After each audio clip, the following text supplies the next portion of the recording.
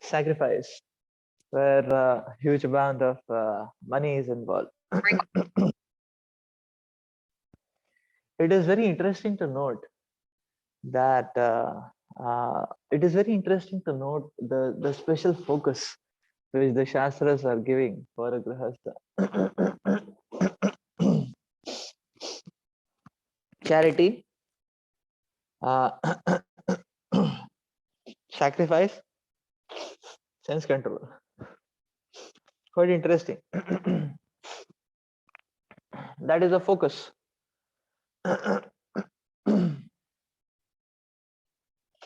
So,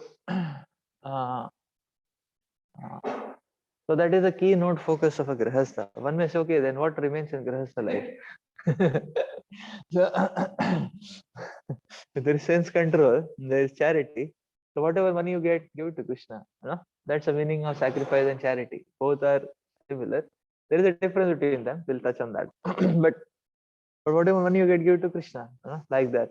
And whatever sense objects you get, you don't partake of that. That's sense control, is it not?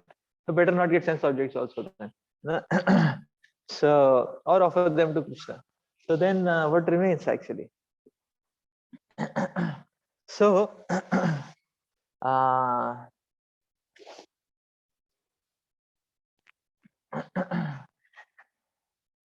so this is quite interesting actually, because in this way what remains is purely a spiritual motivation actually of serving Krishna. So the avenues where the contaminations can come in, those avenues are closed. Is it not? So it's so interesting. It is so interesting. Shastras are never confusing. The Shastras are only giving us one message. The message is don't drown in sense gratification and waste your life. So charity is there and sacrifice is there. Now the question is, what is the difference between the two? Because Prabhupada is saying sacrifice means Agnihotra sacrifice, which involves large amount of money. And because brahmachari, vanaprastha, sannyasi, they don't have so much money. So therefore a grihastha should do it. But nowadays nobody can do Agnihotra. That means and Prabhupada is telling therefore one should chant. So the difference between sacrifice and charity is that so when one does not know, or one is not very sure of how to utilize the money in service of Krishna, so he wants to give the money to someone who can utilize nicely in service of Krishna. That is charity. That is called as charity. And but when one is oneself using the money in preaching mission, in a project to serve Krishna, then that is sacrifice. Like like say for example, our opening a spiritual school is a sacrifice. You know, it's like doing an Agnihotra Yagya. It's similar to that. Why? Because it involves a great amount of money. Is it not? But then it benefits so many people. So the kings, they used to perform sacrifices. So probably, you know, so yes, in that way, opening a spiritual school is also like a sacrifice. It's a yagya. So why so many boys, their parents, girls, their parents, children, they're going to be benefited by that yagya. They are going to get the, as a Falashruti, they are going to get a great amount of benefit by that yagya. So this is sacrifice. This is sacrifice. And one should be ready for this sacrifice. This is not. Similarly, preaching is also a sacrifice. So Prabhupada is talking about, you know, chanting Hare Krishna. But then so the point is, if one doesn't have anything, one can just chant Hare Krishna. That is full and complete. But if one has something, then that should be offered to Krishna along with chanting of Hare Krishna. Is it? Otherwise, it poisons. So material assets, if not there, no problem. You know? If it is there, we should use it in service of so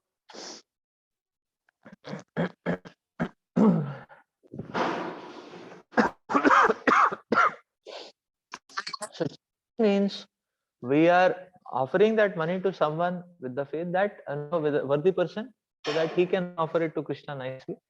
Sacrifice means we are ourselves making an offering. So we are clear of that this is an offering to Krishna and we are ourselves making an offering.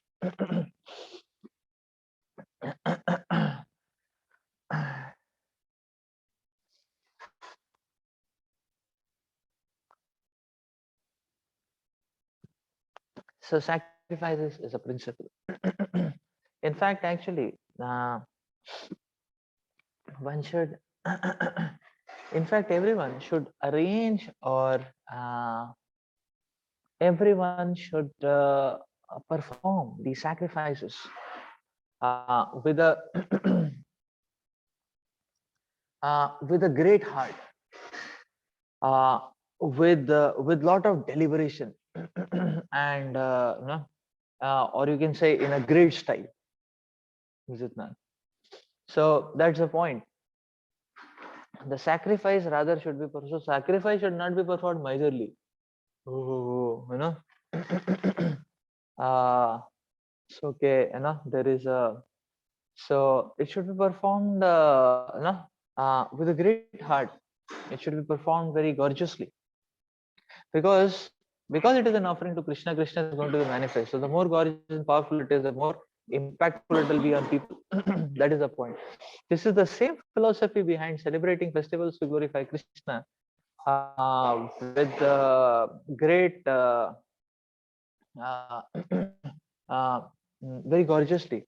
Mm. So in the same way, we celebrate, say preaching. Preaching requires money. So we celebrate camps very powerfully. So not in a very miserly way. The camp prasad very nice. Why very nice? Because people can get a very nice impression of Krishna, is it not? And we can serve Krishna nicely. So we are glorifying Krishna nicely, serving Krishna nicely, but it involves money. If you only give khichdi prasad without any sabji, then it is cheap, no? But then we can only do village preaching. No? Maybe, so yeah, then you can only do village preaching. Uh, hmm?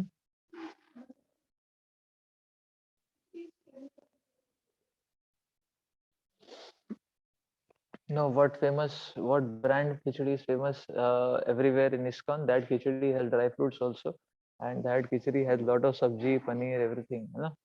So plain rice is not famous. Our khichdi is famous because it is loaded with. No, it is so much loaded. It cost goes more than chowmein prasad, or right. The khichdi cost goes more than chowmein prasad also. So it is that punching. So the whole point is that with great heart, and then lot of endeavors. You know?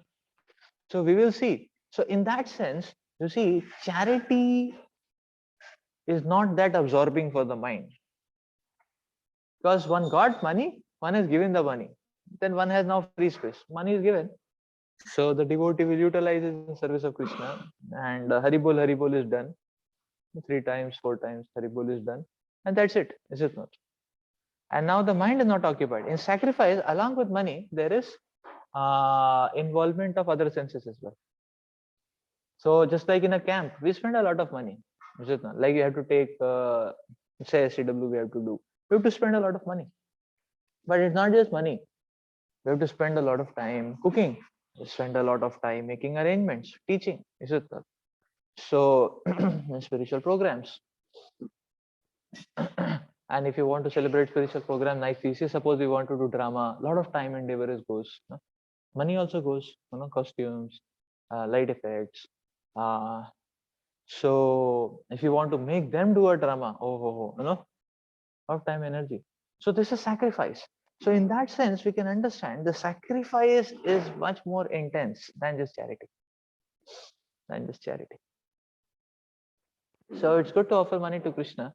That's what we should do. When we are clear, when there is clarity, we should, especially for the sake of preaching, for the sake of Sankirtan, we should offer these sacrifices. So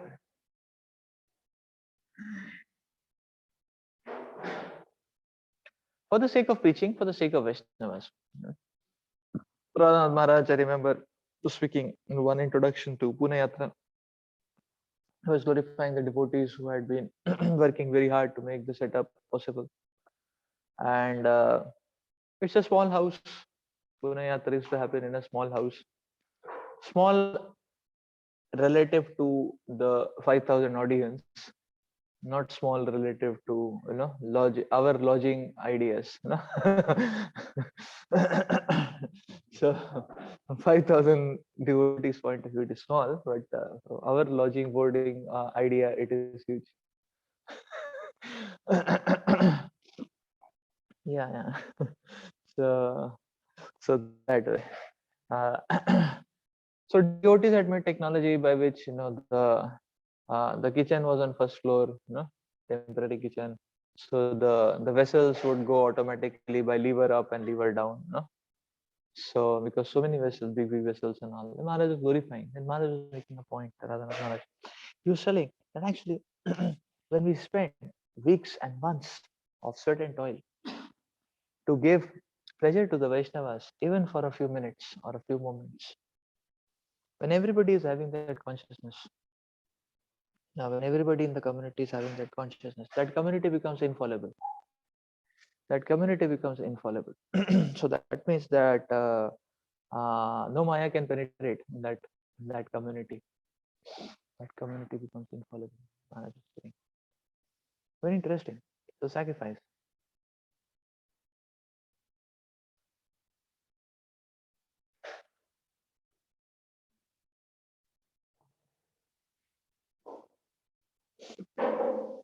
Then Swadhyaya,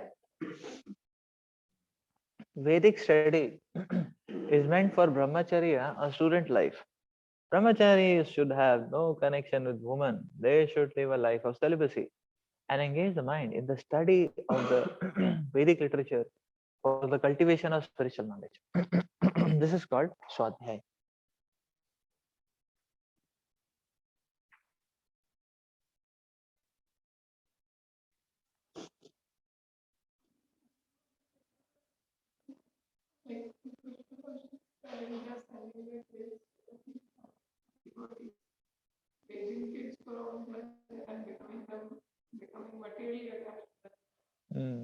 Correct.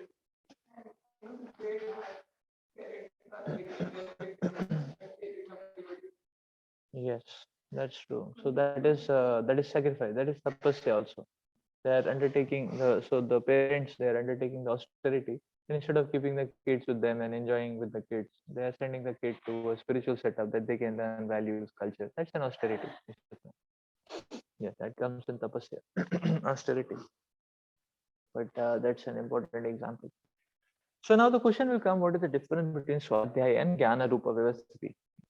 Because we discussed Jnana Yoga Vyavasthiti, being engaged in the cultivation of knowledge. So Swadhyaya is more of assimilation, if you see. Swadhyaya is more of assimilation. Whereas Jnana Yoga Vyavasthiti is more of churning and distribution. So Prabhupada writes, a generation after generation, acharyas are required to actually rather Prabhupada says not just an acharya. Prabhupada says this is the duty of every preacher to present the message in such a way that people, according to the time, place, circumstance, can understand, relate, apply, and imbibe in their lives. So that is the duty of every preacher. So that goes into Jnana Yoga Vyavasthiti. That goes into Jnana Yoga Vyavasthiti. Whereas Swadhyaya is just assimilation. So so what we are doing in our sadhana card, that is Swadhyaya. Our sadhana card, what we are doing is sadhana card, what we are doing is Swadhyaya. That is Swadhyaya.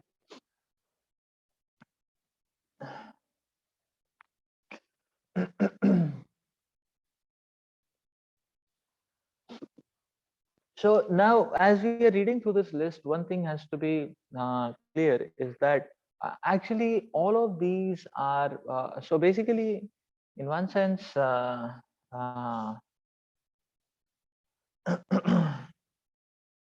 in one sense, we will see these four ashramas. Uh,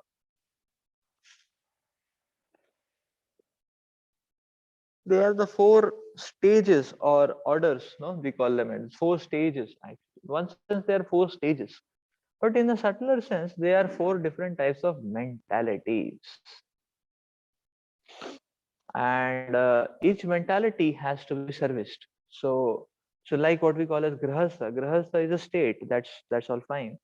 I mean, that's true. But grahastha is also a mentality. And that mentality has to be purified by everyone. Like grahastha is a mentality. So brahmacharya is a state. Okay, brahmachari, student life. But brahmacharya is a mentality also. No, we are beginners in Krishna consciousness. We are in the learning phase in Krishna consciousness. Till what point we remain learning phase in Krishna consciousness? Till the point we enter the spiritual world. Then also one learns because Krishna exhibit newer and newer moods. No? So the brahmacharya is a mentality, is it not? Similarly, grahastha is a mentality. So therefore, uh, so and grahastha is a mentality, and especially, and this is especially very prominent in Kali Yuga. Why it is very specially prominent in Kali Yuga? Because in Kali Yuga, the synergy is completely broken. There is no synergy, and because there is no synergy, everyone has to do everything. So in one sense, everyone is a brahmachari also, grahastha also, vanprastha also, no? As per the mentality. No? Okay, the point of no, uh, the point of association of women, all that is there. That point is there. But in terms of the settings, like we say, okay, brahmachari does not earn. That's true if the grahastha support. But if the grahasthas don't support, then how the preaching mission? Then the brahmachari has to take the burden of the responsibility, uh, to steer the mission, which starts with, okay, procuring some funds, etc. Lakshmi.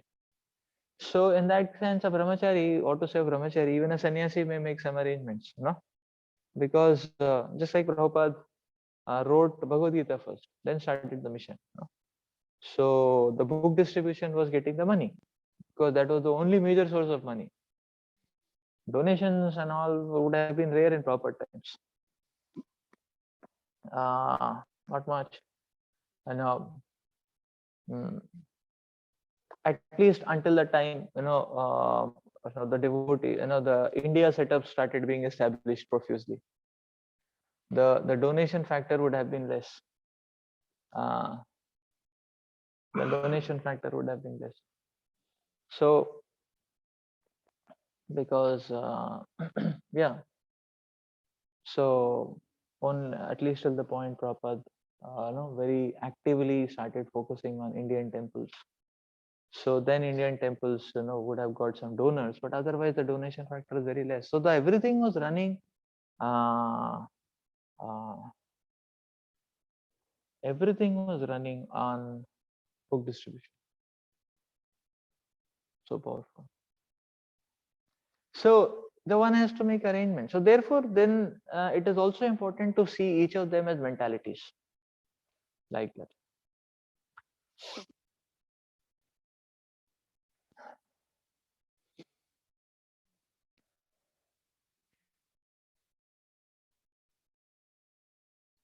Like one time, our this TOVP Prabhuji, what is his name?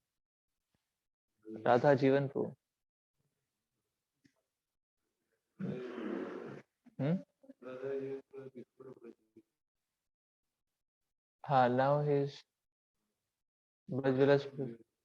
Who? Okay, so Radha Jivan Prabhu was actually driving. So one of the presentations he was making, so he was telling, please contribute something for TOP. So then he was quoting, and he was quoting this for everyone. No, you should not think this for this person, that person. He said one place he was giving a presentation. After the presentation, Brahmachari came and he said, Prabhu, I want to give 25 lakhs, no donation for TOVP. So he asked him, Are you are Brahmachari, how you have money? He said, No, no, no, this. So he was selling father's property or something, or sold or something, and then his share was 25 lakhs or something. So he gave that for TOVP. So the point to note is that this is a mentality. So it is true for everyone. It is true for everyone. The Swadhyaya element is true for everyone. Similarly, everyone has to see that this Jnana Yoga Vyavasthiti is meant for everyone. So see, the point is whether we are successful or not.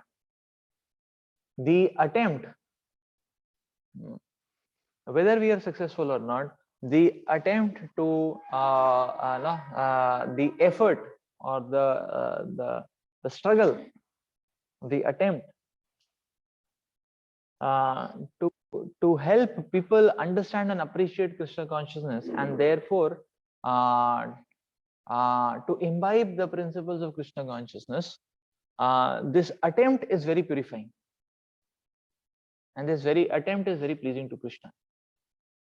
So then whether one is Hanuman or whether one is Jatayu doesn't matter.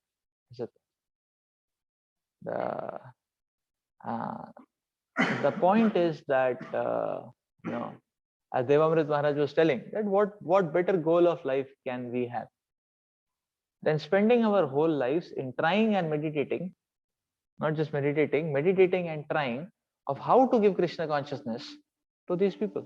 Now Maharaj was speaking in Australian context, so he was appealing to everyone. Don't hate these Australians. Don't hate these Westerners. They may look very weird. They may look very different. They may look very no, they don't dress like us, they don't eat like us, they don't have habits like us. But they are also parcel of Krishna. He was telling, don't hate them. So, and then he was telling, rather, okay, they come up with So then Maharaj was telling, what better goal of life what we can have, and making an attempt to trying and attempting that okay, these people can take to Krishna consciousness. What better goal of life can we have than this? So everyone has to try for that. Yes.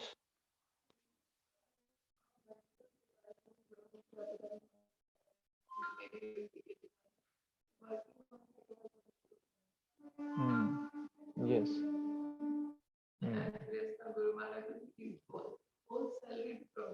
Yes.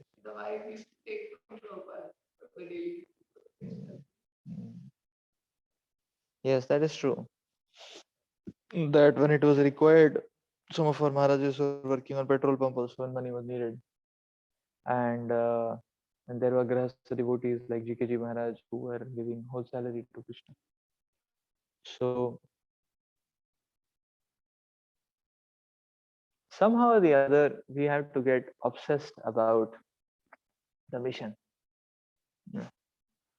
No, nothing other than the mission, the pleasure of the Acharya. Tapas or austerity is especially meant for retired life. One should not remain a householder throughout his whole life. He must always remember that there are 4 divisions of life: Brahmachari, Grihastha, Vanaprastha, Sannyas. So after Grihastha, householder life, one should retire. If one lives for 100 years, he should spend 25 years in student life, and 25 years in householder life, and 25 years in retired life, and 25 in the renounced order of life. These are the regulations of the Vedic religious discipline. A man retired from householder life must practice austerities of the body, mind, and tongue. That is tapasya. Body, mind, and tongue. So the entire Varnashrama Dharma, so these austerities are described also in 17th chapter. The austerities of the mind, the austerities of the body, they are described in 17th chapter. We're going to touch upon that in due course of time, very soon. Yeah, 16, 17. The entire Varnashrama Dharma society is meant for tapasya. Without tapasya or austerity, no human being can get liberation. The theory that there is no need of austerity in life, that one can go on speculating and everything will be nice is recommended neither in the Vedic literature nor in Bhagavad Gita. Such theories are manufactured by show bottle spiritualists who are trying to gather more followers. If there are restrictions, rules, and regulations, people will not become attractive. Therefore, those who want followers in the name of religion, just to have a show only, don't restrict the lives of the students, nor their own lives. But that method is not approved by the Vedas.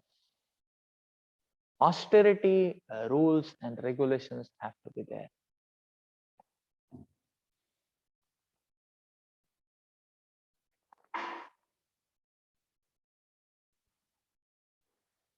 Austerity, rules, regulations have to be there. So rather, the important point to note is that these rules and regulations are enthusiastically and voluntarily imposed or not voluntarily accepted. Not no, so they are not imposed in that sense. Rules should not be imposed, but rules should be voluntarily accepted. Rather, we should commit to the rules and regulations voluntarily. So rules and regulations are not an imposition, but it is a voluntary commitment. Voluntary commitment, enthusiastically. We commit ourselves enthusiastically to it. By that, we can rise. Otherwise, there is no rise. So we will see that no, by that we can rise. Otherwise, we cannot rise. So that's what is being said. Yeah. So from grahastha to sannyas, the transition is from a comfortable to a little austere setting, is it not? Yeah, right. So that has to be remembered. Sometimes one is just lost, or one forgets actually what is the transition supposed to be towards. So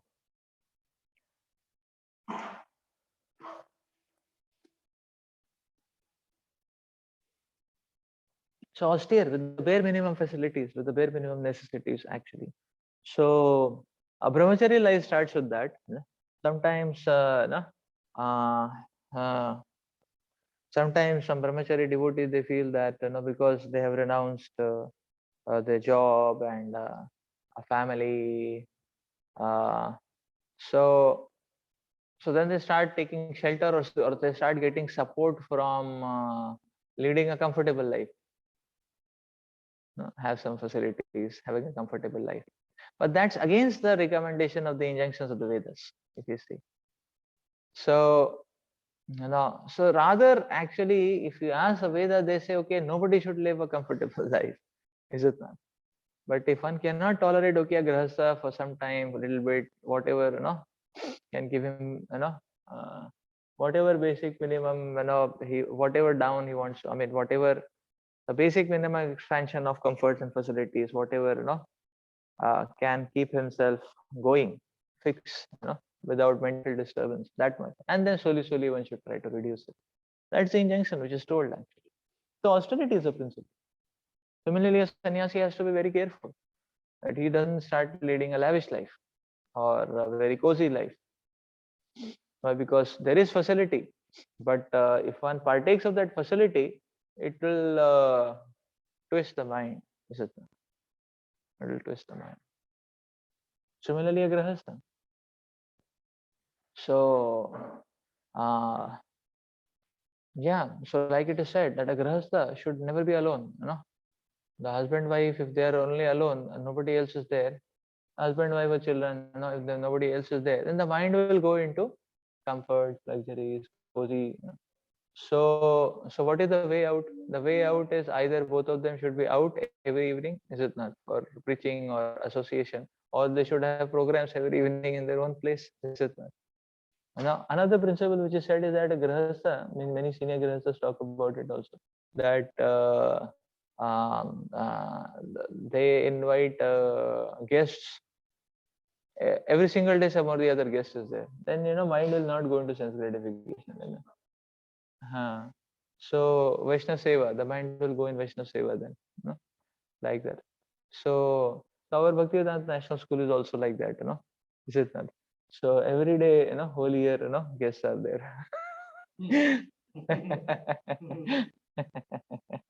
है कि नहीं? So is it not?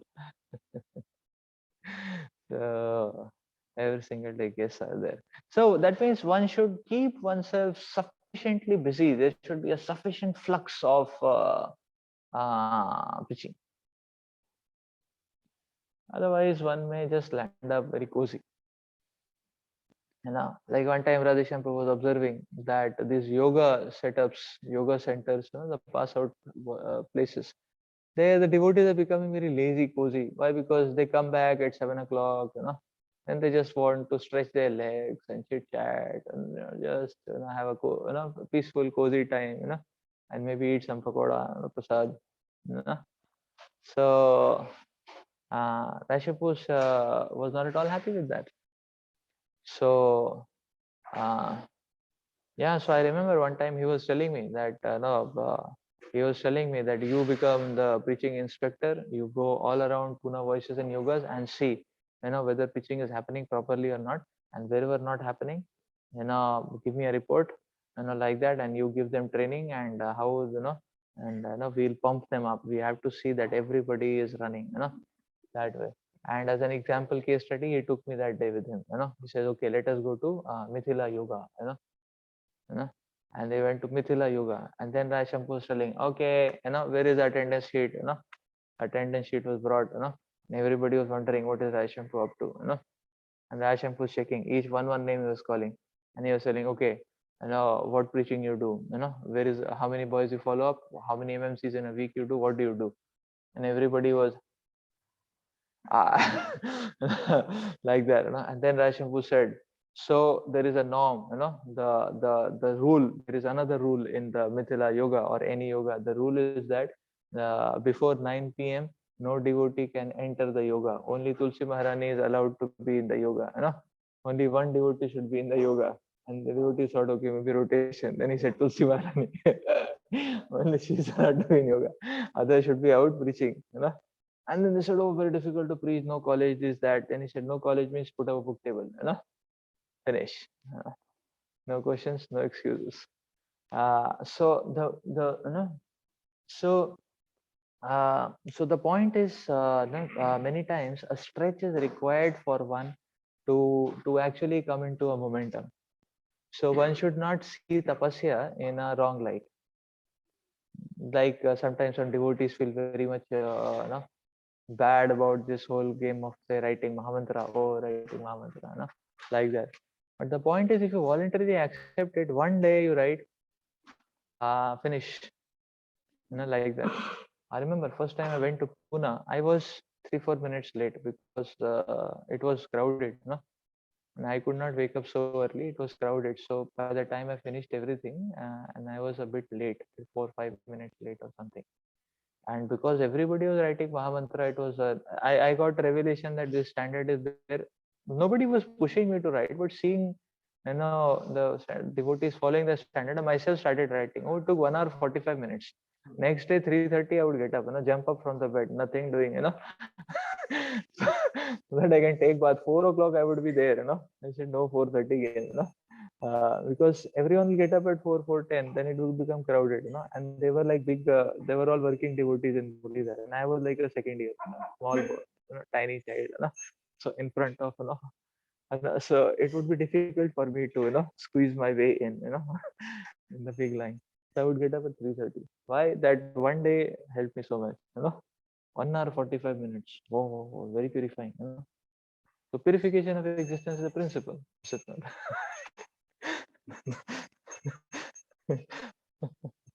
So actually, voluntarily, if we accept, then it becomes very nice.